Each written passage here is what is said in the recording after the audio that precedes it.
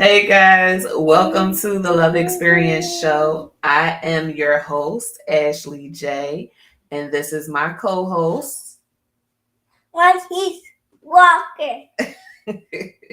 We are happy to see you here today, and Marquise is going to help me with a little topic, a discussion that we're going to have tonight. So before we jump in, I want you to invite 5 people to watch the show with you. Throw a watch party, have everybody come listen. This is a topic for everybody. It's not necessarily uh Daddy said Bill Black is here. Who that handsome young man? This is a topic for everybody because it's not necessarily for singles, not totally for couples. It is for everybody because everybody can use this. So I appreciate you all being here. I want to give you a little reminder that the Love Experience Show is a show where I like to have guests come on and they share their experiences with love. Your experience doesn't have to be a fairy tale, and all experiences are welcome. Okay, I like stories where it may not have a happy ending, but you learned something, and whatever that lesson was that you learned, you could pass it on to somebody else. And then I like the stories that do have happy endings. I like love stories, just like the next person. But I need somebody. You can come on. Y'all don't be shy. Singles, men, women, uh, couples, whoever, come on and tell your love story. Okay, share your love experience with the audience. Also, I want to share with you, ladies, August 5th and 6th, I want you to show up with me. That is this weekend, okay? August 5th and 6th. Y'all see it on the screen. Free virtual event, Boss Up Queen Boot Camp. I'm excited about it. I've been working on this thing for the last couple weeks, and it's going to be a good time. It's going to be a time where we are sharing a lot. Okay. I'm sharing a lot. You're going to hear a lot. And I also invite you to share with me as well. We're going to talk about relationships, love, self esteem, our identity and our roles. We're going to talk about mental health and love. And there will be a Q&A session. So you will get to ask me any question that you would like. Okay. I am answering all your questions. So I can't wait. It's going to be on those platforms that you saw on the flyer: YouTube, Facebook, and Instagram. And let me see. And I think that's going to be it: YouTube, Facebook, and Instagram. And it's going to be a good time. I can't wait.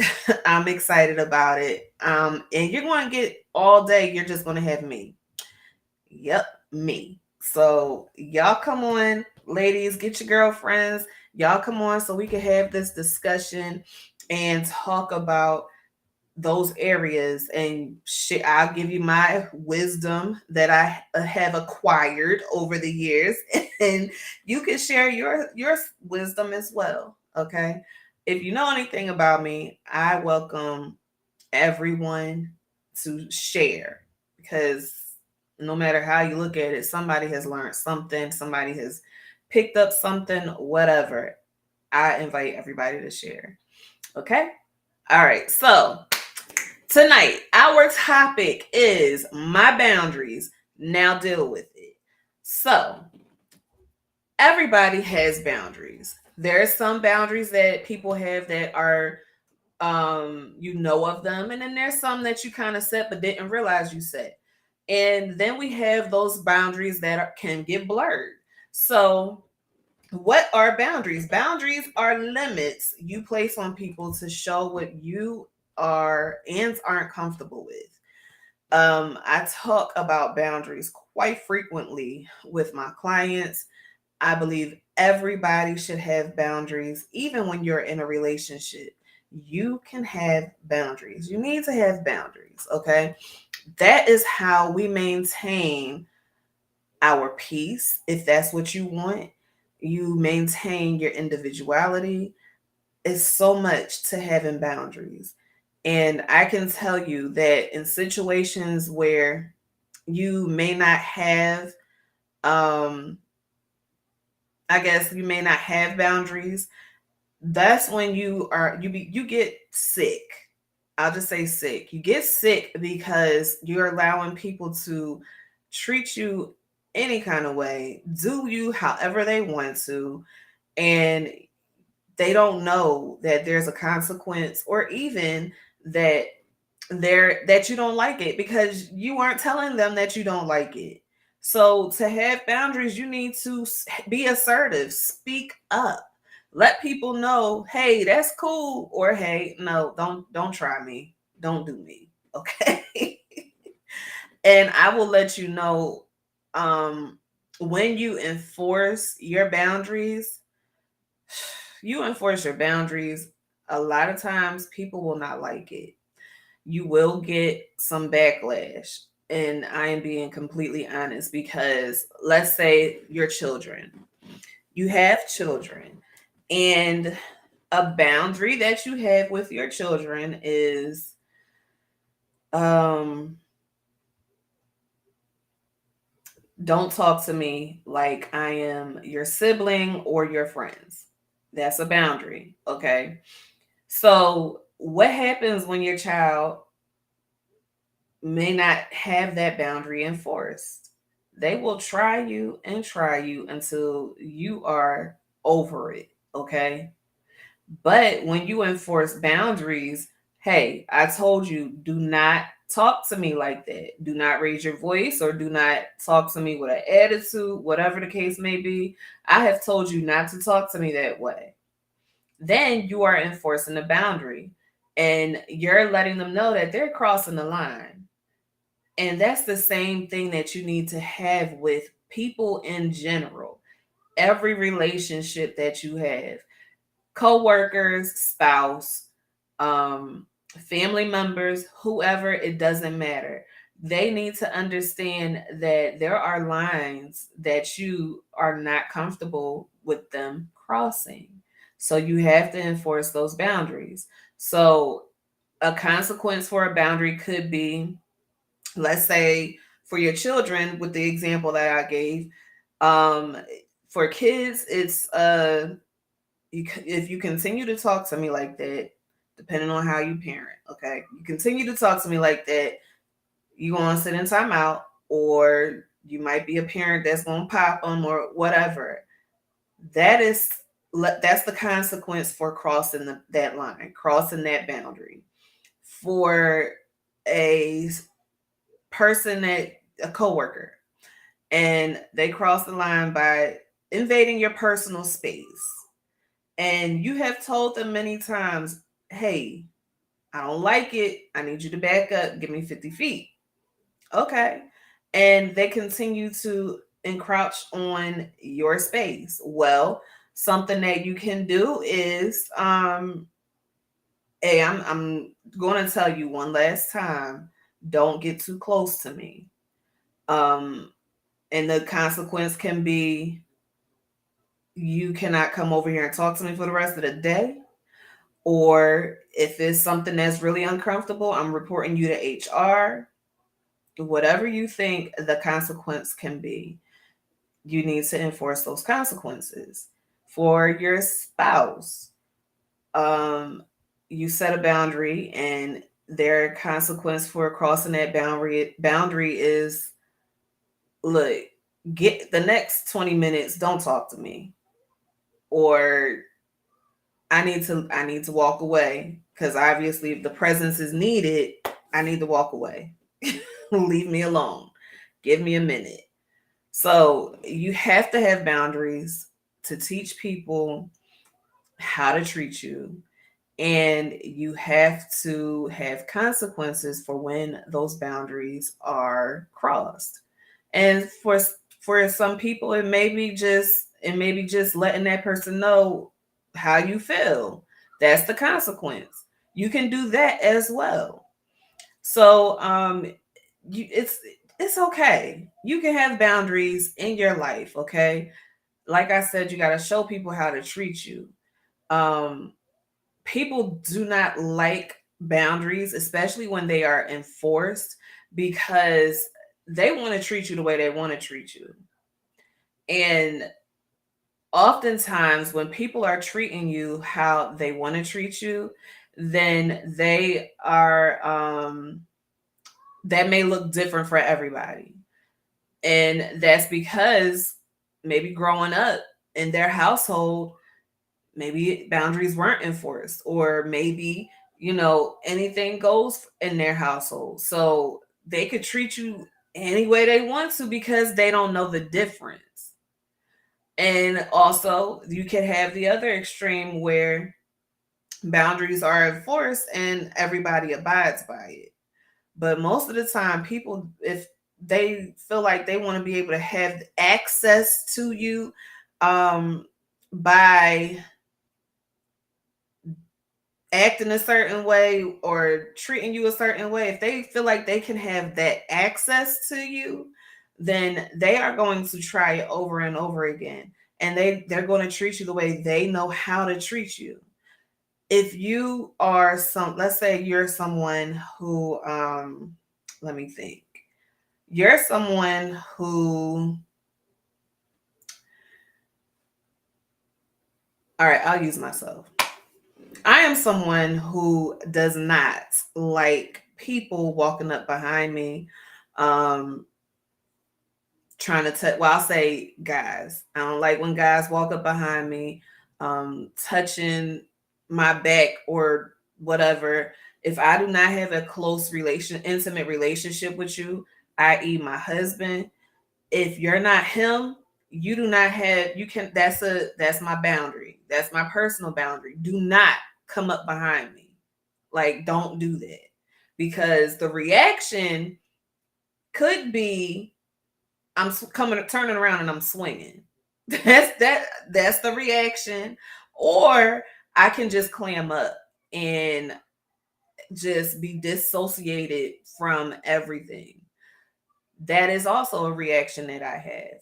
And that reaction will mostly come when it's somebody that, you know, I don't want to offend because they have some type of relationship with me. Okay. So that is a serious, like, that's a for real boundary for me. When I don't like that. There's, I guess it's from trauma. I do not like that. And I understand that not everybody knows that, but if hey, why are you behind me? Come on. That'll be my reaction. um so people are like, for that person it may be okay. Hey, I'm just being friendly. And you might be just trying to be friendly, but that's not friendly for me. I'm very uncomfortable with that. So that's the difference. People, that could be, like I said, somebody's just being friendly. People just, do things the way they think is right. That's why boundaries are supposed to be enforced. That's why you let people know, hey, I don't like that. You gotta tell people, okay? What do y'all think? I want to know what you think about boundaries. Put your comments in the chat. I want to know what you think about boundaries. What else? It was something else I was gonna say. I can't remember. But here's another boundary. Boundaries between siblings. My sister, she used to drive me crazy with this. So when we were younger, she would always take my clothes. And from what I understand, everybody goes through that with a younger sibling. She would always take my clothes or my jewelry or whatever, right? And she would take it without asking me. And that would really, really piss me off, right? So I would say to her, yo, stop taking my clothes. You got your own stuff. It didn't matter to her. So her consequence, okay, Ashley was a little violent back then. Her consequence was I'm punching you, or we fighting, because I keep telling you stop taking my stuff. Obviously you're not learning, so I'm gonna have to show you how to learn this lesson. And if she was on here, she would be going off. But that was her consequence, and she still did. She still does it a little bit, not as much, but that was her consequence. Like, stop taking my stuff, because when I go to look for it, I needed to be there. You go take my stuff, I never see it again unless I see it on you. So that was something that I a boundary that I had to set with her. Uh Boundaries help you keep your individuality. You you can be at peace when you set boundaries, okay? Because of oftentimes in romantic relationships, there you may believe that there's very little boundaries in a romantic relationship. And for your relationship, that may be true. But even in those relationships, no matter how long you've been together, there needs to be an awareness of what you're cool with and what you're not cool with. So in romantic relationships, the boundaries may be, you're going to talk to me with respect. A boundary may be, I need to take one day out of the week and hang out with my girls or hang out with my boys. The boundary may be, for those who don't like this, don't slap my butt. That may be a boundary. So romantic relationships have boundaries also. And you need to maintain who you are, because it's very easy. I've said this before. It is very easy to get caught up in each other, and you guys get enmeshed, which means you hey Aunt Linda, which means you get intertwined in an unhealthy way, and you lose your identity. Well, if you have boundaries, then you will understand and be able to maintain your individuality. You'll be able to maintain who you are. So, keeping boundaries in a romantic relationship is important. And it will stop the whole thing, whole cycle, or even the starting point of codependency. Codependency, hi Kathy, codependency is a sickness. And that is when you are with a person and you feel like you cannot live without them. You feel like you can't do anything without that person. Or you rely on that person to bring you comfort, rely on that person to uh meet every single need. But honestly, that is extremely impossible for somebody to meet every single one of your needs.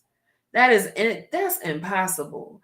And codependency can sneak into the relationship. You may not realize it, but with codependency, and this is not just romantic relationships, this could be a parent child relationship. Codependency could, let's say, if in that type of relationship, parent and child, codependency will cause the child, or the parent, I'm sorry, the the parent and the child to switch places. Okay. So now you got a situation where the child is the parent and the parent is the child, and the relationship is all screwed up because the parent is relying on the child, but the child is like, I needed my parent, and I didn't need a child. And then you have the child doing everything for the parent instead of the parent, as the child gets older, doing the things that the child needs. And it's an ugly thing, and oftentimes it's hard to break that cycle, but it can be broken. So in relationships, I remember when I was in college, in my first round of college. Um, I would see these couples, and they were so enmeshed and entangled and all of those things, codependent on each other, that it was sad to me. It looked so depressing to me. That was not the type of relationship I wanted to have. They came to school and they both were wearing the same things, and they couldn't sit apart from each other. They had to be up under each other. They wouldn't, no matter, they would make their classes the same classes so that they could be with each other every second of the day.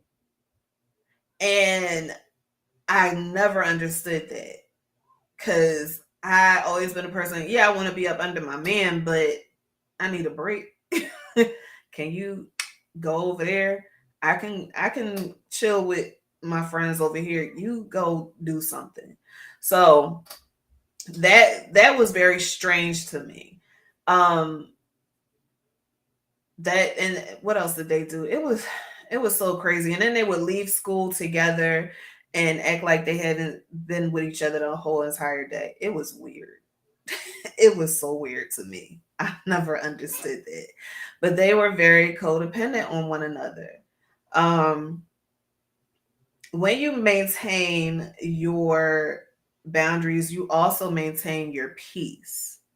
So if your peace is extremely important to you, then you will set boundaries that will keep people from invading your peace. So that would mean people pulling at you to get you to do 100,000 things with them. And if it's something that will get in the way of you being at peace, or something that will, maybe you have time to meditate or pray or whatever, if it's something that can kind of, I guess, what's the word I want to say, cross over into that time, and that disturbs your peace, that boundary needs to be enforced. Okay, I can help you, but at this time of day, no, I can't do it. Or you could just say no, period. You don't have to say yes to everything people are asking you to do. There's a lot of people who are they're caretakers. They're caretakers by nature, and or they were developed to be caretakers.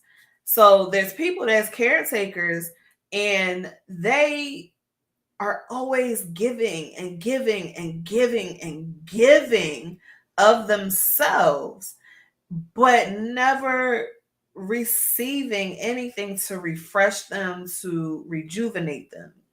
Okay. So now you're running on empty, and you're experiencing all these feelings of depression, or you're just sad, anxious, because you have given until you have nothing else to give, and nobody is returning it. Your tank is empty and nobody else is filling it. And honestly, you don't have the energy to fill your tank either. Well, you need to enforce boundaries. You have to, because you cannot keep up with that same mentality and think that you are okay. You're clearly not okay.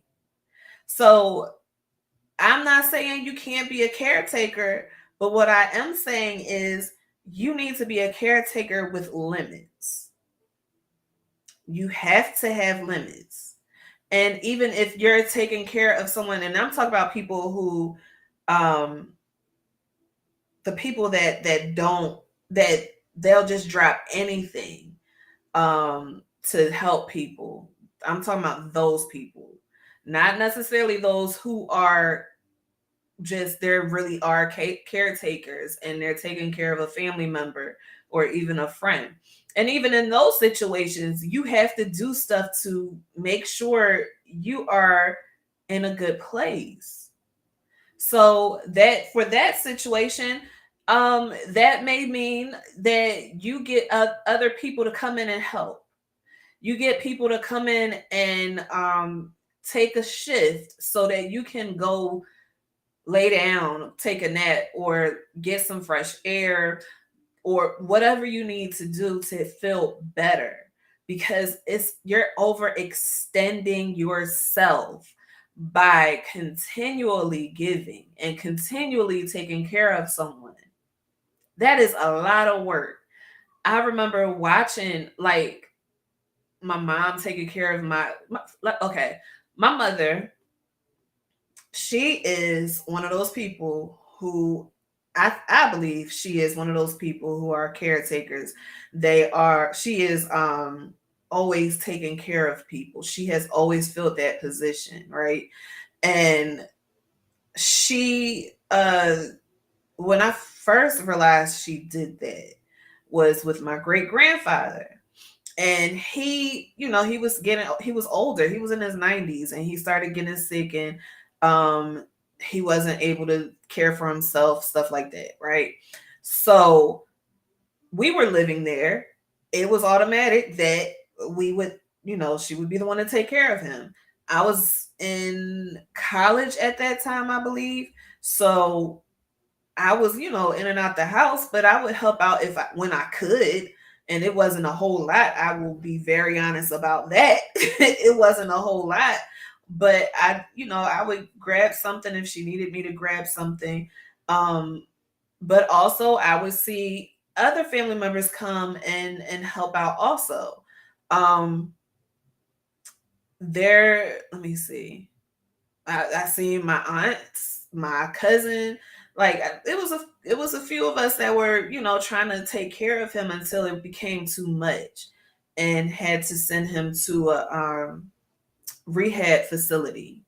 So, but she was my mom is one of those people that she will work herself until she is tired. And she might, I don't know, Leslie, if you watching, don't beat me up for this, okay? But she will work herself until she's tired, and it's almost to a fault. And it's like, man, like, mom, take a break, go sit down, go, whatever. And if she enforced boundaries, which she does now, she enforces boundaries, she wouldn't be so drained. She's the perfect example of that. The person that is the caretaker. I even my mother-in-law, she was a caretaker. She took care of her mother, and she worked herself tirelessly. Tyler, you know what I'm trying to say. I'm getting tongue tied. She worked herself a lot too, and she barely slept, and it became like a routine for her to, like, she takes cat naps when she's supposed to be sleeping. So she is another person that if she really enforced boundaries, then she would be able to get proper rest. Okay. Um, so there are people who are caretakers, and I didn't mean to spend this much time on a caretaker, but people who are caretakers who are taking care of family members, but they are not taking care of themselves. You have to do things to help yourself rejuvenate. You have to. You have to. Even being someone who was on the other side of, I was the person that was getting taken care of. I would try to do things on my own. They would fuss at me, but I would still try to do things on my own when I could barely walk, but I was going to try to, get my own stuff or whatever, because I would start to feel bad that I'm, laid up in the bed or on the sofa, can't do anything for myself, but you are trying to do everything for me. I need to get up and try to do something. Sometimes it worked, sometimes it didn't. There was times when my mom said, "You know what? You want to go do it? Go ahead." But I felt bad. So I wanted to alleviate some of that stress, I guess, to take care of myself. But for the people who are everybody, whoever calls, hey, yeah, I can help you. Oh yeah, sure, let's do it. you don't have to answer every call or every request with a yes. Because here's the thing I want you to consider. If if you needed that person, would that person say yes to you? Would that happen? You should really consider that. Would that happen? So you're running around um trying to take care of people and trying to help everybody because you're a caretaker and you don't want to make anybody upset or whatever the case may be. You are doing all of this, but if those people are not going to do the same for you, why can't you say, you know what, I'm gonna say no this time? Because you start to build this. Yes, you're reliable, but you don't want to be reliable to the point that people will just automatically know that you're going to do whatever they ask you to do. No, you gotta enforce those boundaries. You have to tell people no. It is okay. It's okay to say no. It's okay to enforce your boundaries. Let me tell you, it is okay. Because at the end of the day, you are going to bed with you. And you want to have good sleep. And you do not want to go to bed thinking about all of the things that you didn't do because you decided to go help Betty Sue. You don't want to do that. You don't need to say yes to everything. You can say no. I'm giving you permission to say no. I am empowering you to say no. You have to say no. And that's something that, for me, I'm someone that struggles a little bit with maintaining friendships. And I think that it happens because there comes a point where I am not going to say yes to everything. I have, especially at this time of my life, I got a family to take care of. I can't just drop everything at your whim to help you. I am not someone who, well, let me go back to what I was going to say. I am someone who will say, "Hey, I can't do that." But sometimes there would be this thought like, "Man, was that the right answer? I know I need friends, but was that the right answer? Was I supposed to say no? Or should I have said, sure, I could help? I don't know. I don't really feel like I could help them though." I would have that battle in my mind because I wanted friends. But I had to realize if me enforcing a boundary is going to run somebody off, then that boundary needed to be enforced. And there are people or a person, whoever, that can abide by these boundaries and they will be cool with it. That's just what it is. There's people that's going to be okay with me setting those boundaries and they will not have an issue with it. I cannot be so desperate to have all of these friends that I lose myself. I stop being genuine for me. I stop saying, you know what, I got to protect myself. I can't do that. What kind of friendship would I have? That would be a ridiculous friendship. And I don't have time for ridiculous friendships at this stage in life. So, um, this is what you should do when you are ready to set boundaries. I want you to take a self-evaluation and really think about things that you are okay with and things that you're not okay with. Consider that. And the things that you're not okay with, those are the things that you need to set boundaries for. Those are the areas that you need to set boundaries in. So you got to think about what it is that you need that's going to make you feel safe, make you feel at peace, and keep you as an individual. That's where you start. That's where you start to make those boundaries. And it's, even if you're married, it's not too late to create boundaries. You probably create them all the time anyway and don't even realize it. It is okay to create boundaries in marriage. It's okay to start a relationship out talking about your boundaries.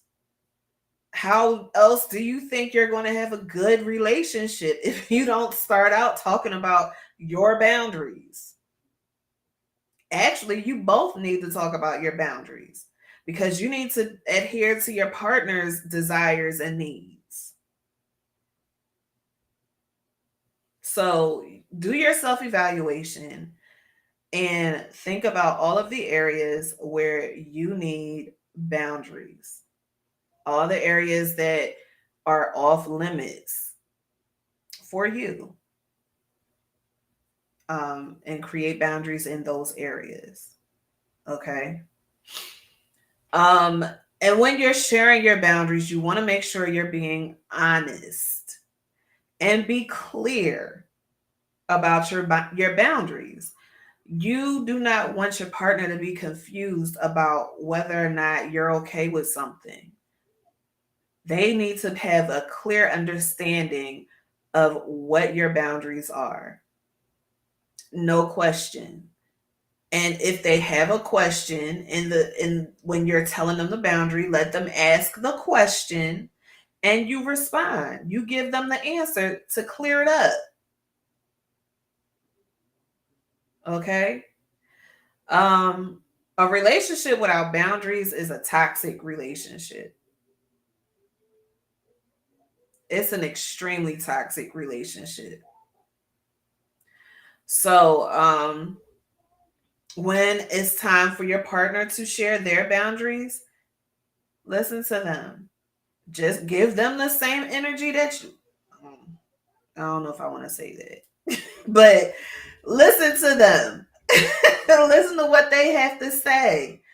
And you make sure you keep note of what their boundaries are too. So, just like with anything in the very beginning, you're going to have to remind that person, your partner, about your boundaries because it may be new for them. So you're going to have to remind them for that of them. And that's okay. Shoot, there's situations where you might, for a wife, you might have to remind your husband about the boundaries. That's okay. If you got to remind him, you just got to remind him. Would you rather have peace or would you rather have an attitude because he done crossed the line? I would rather have peace. So if that means I have to remind him of a boundary, then that's what I'm gonna do. Let me see. So the most common areas for a romantic relationship to have boundaries in are emotions, your intellect, your physical, sexual, and time and communication and material areas. Those are the areas, most common areas for boundaries. So for emotional boundaries, that would be something to the effect of needing to your boundaries to be taken care. I mean, your emotions to be taken care of. So having the ability to freely express your emotion and for your partner to handle your emotions with care. That could be some boundaries. It could also be, I just need the space to cry, or I just need the space to vent, whatever the case may be. I need that space. I need a safe space. And that may involve you creating a code word for needing that space. For intellectual, excuse me, for intellectual boundaries, that would be your thoughts and your thoughts are in your knowledge being respected. That would be having that time to really explain the thoughts that you're having. So, for example, Tariq and I often have these intellectual conversations, something I never thought I would have with with my partner, but we often have these intellectual conversations, and it could be in any subject. And the one thing that I try to make sure I do for him is make sure I'm giving him the space to express his thoughts, giving him the space to, no matter how wacky it may be, I want to make sure I'm giving him that opportunity to say what he has to say, and and let him be okay with sharing his thoughts with me. So we can talk about aliens. We can, and we do. We talk about aliens, and we can talk about what is the other, whatever other topics we talk about. We talk about all of it. We talk about the Bible and different thoughts that we have about the Bible, whatever the case may be. We have those conversations, and when we have those conversations, I never make him feel crazy, and he doesn't make me feel crazy. We just talk and bounce our ideas off of each other. See, y'all see in the chat? Bounce our ideas off of each other. It doesn't matter. We are able to have those conversations because we provide that platform for each other. And that's what it is. I wouldn't have it any other way. Um, Also, you have physical boundaries. So, like my example that I gave earlier, I do not like it when a unknown or a non-intimate male walks up behind me and touches my back or whatever. I don't like, come from behind me. I don't like that. That is my physical boundary. Okay? Or it doesn't even have to be my back. Getting too close, period. I do not like it. Please give me 10 feet or whatever. Like, I don't get that close to me. I get very uncomfortable. That is my physical boundary. Now for my husband, I don't think I have a whole lot of physical boundaries with him, but if I would assume if I was to set one, he would abide by it with no issue. So, but you can't, if you have physical boundaries, talk about it. You don't want your husband touching your feet. That's my physical boundary that I put on him. So I am not a foot person. Okay. Don't play with me about no feet. Leave feet alone. My feet are great. I ain't touching nobody else's feet. Okay. So that is my physical boundary that I put on him. I am not touching his feet. Okay. No. Get them toes away from me. I'm not trying to get sliced up.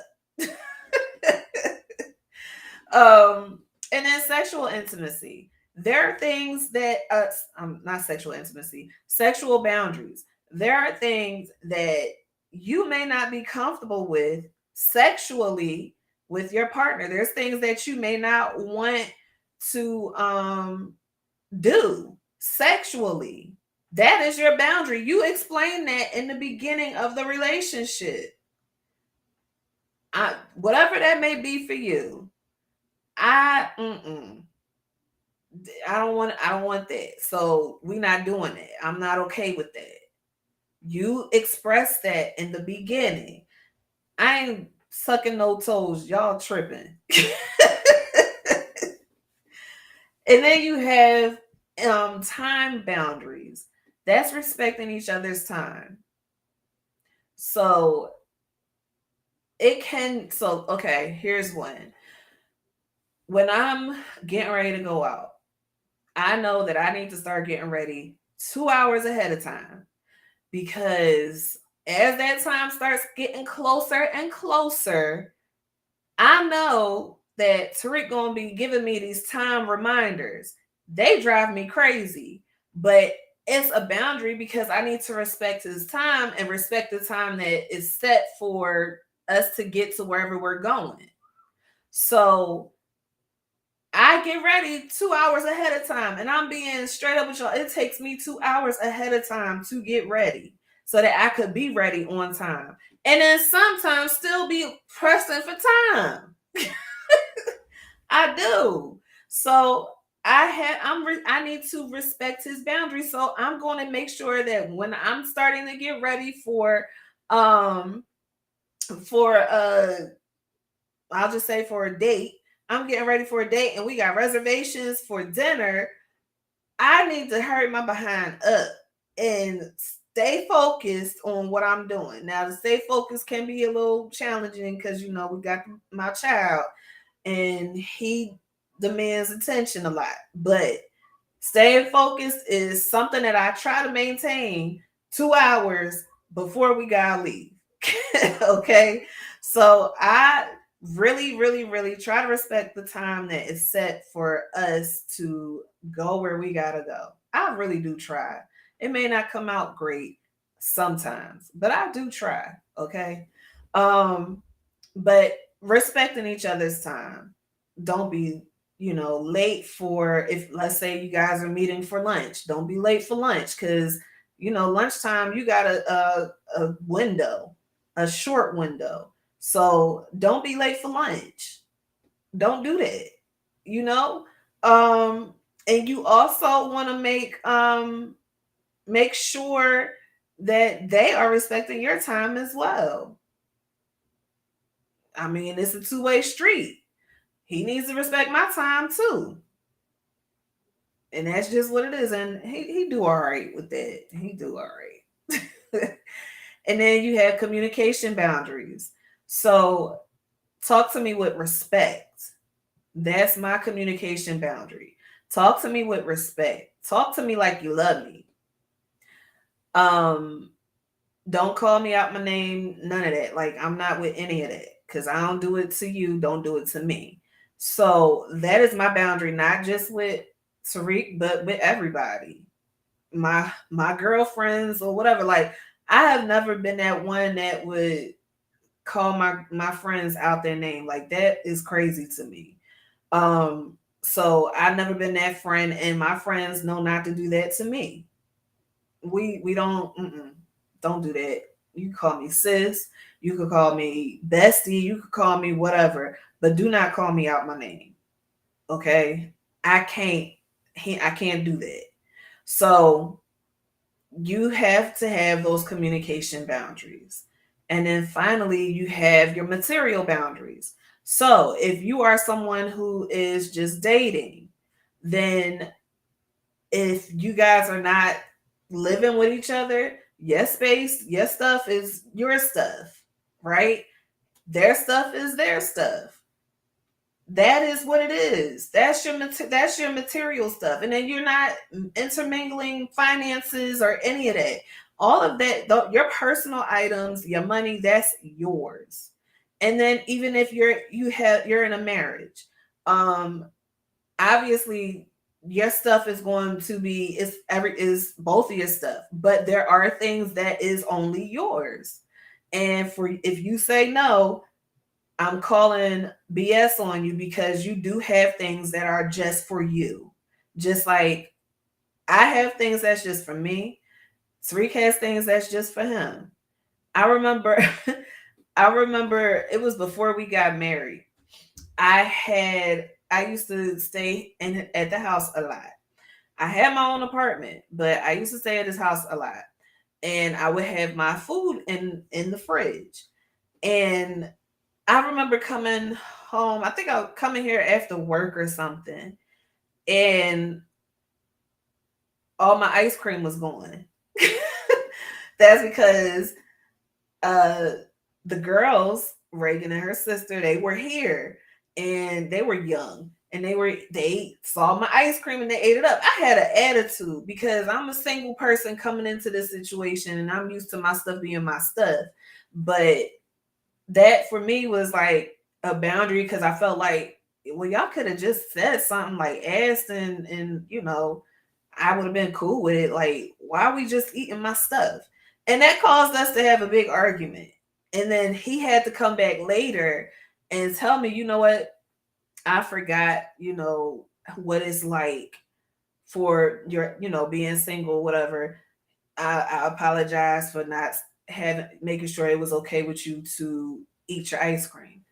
That was, and we were good after that. And I was like, just say something to me. It's fine. Just say something to me. Let me know that, y'all gonna eat something or whatever. So that was my boundary because that was my stuff that I bought for me.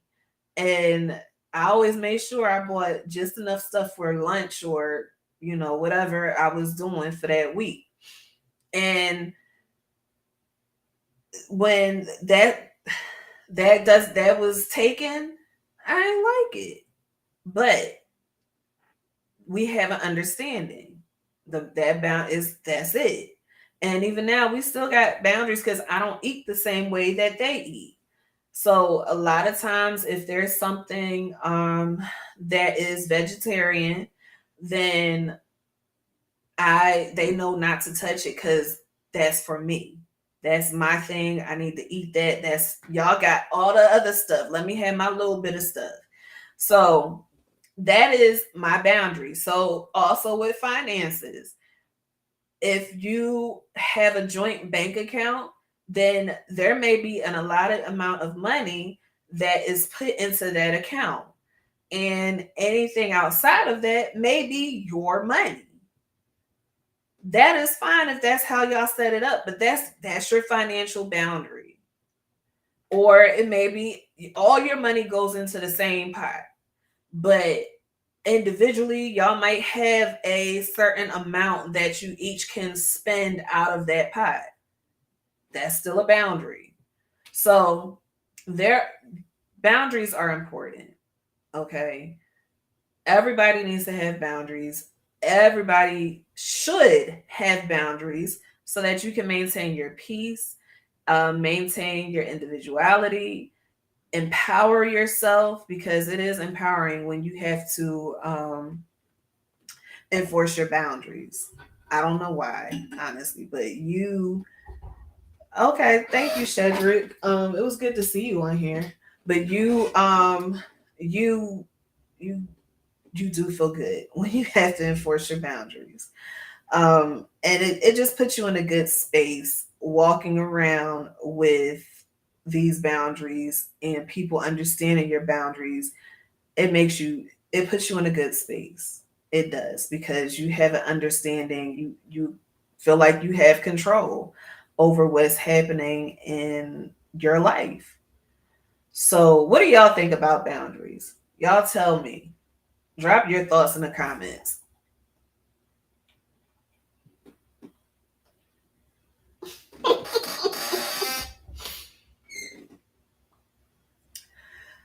You said boundaries in the bathroom stink. Okay. So apparently I'm a bathroom hog. Okay. I took up my husband's bathroom sink and I couldn't use the other sink because I'm left-handed. I would be bumping into the wall. if I use that other sink. We got the bed, his and her sinks. I would bump into the wall if I use the other sink. I can't do it. So that is why I took over his bathroom sink. Lisa, you said I think boundaries are very important. They are important. They are extremely important. Shedrick said couples have to work hard every day uh to make each other happy. It's work. It is a lot of work. It's like having a third full-time job. It really is. Um, all right, y'all have anything else? I hope that this was a good episode for y'all. Boundaries and talking about boundaries.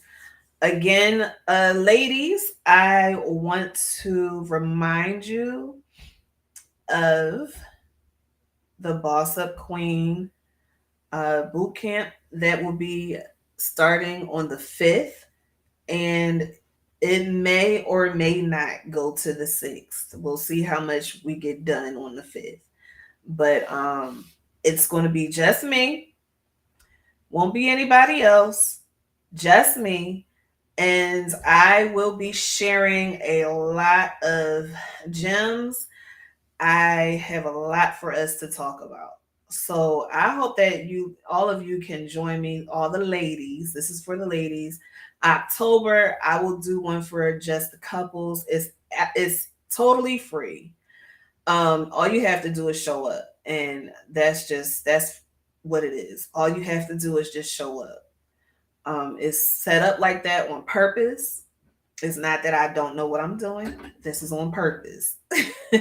So join me on August 5th and 6th, this Saturday and Sunday. Okay. And I can't wait to see y'all. I can't wait to give you all of the great things, the great tools and topics that I have come up with for you. And it's going to be a good time. It's going to be a really good time. And I can't wait for it. So, if nobody has anything else to say, I appreciate you watching. If you would like to be a guest on the Love Experience show, feel free to comment under this video, send me a DM. You can find me on all social media at It's Ashley JW. And you can send me an email, Ashley at itsashleyj.com, and we can get you set up to be part of the show, to be a guest on the Love Experience show. And I welcome all stories, all love experiences, whether they're good, bad, or indifferent. Your story is welcome. So let me know if you'd like to join the show, be a guest, and we'll set you up, okay? If you do not have anything else that you would like to share, then I'm going to end the show. All right. So I thank y'all for watching. Again, I'm your host, Ashley J. And this has been the Love Experience Show.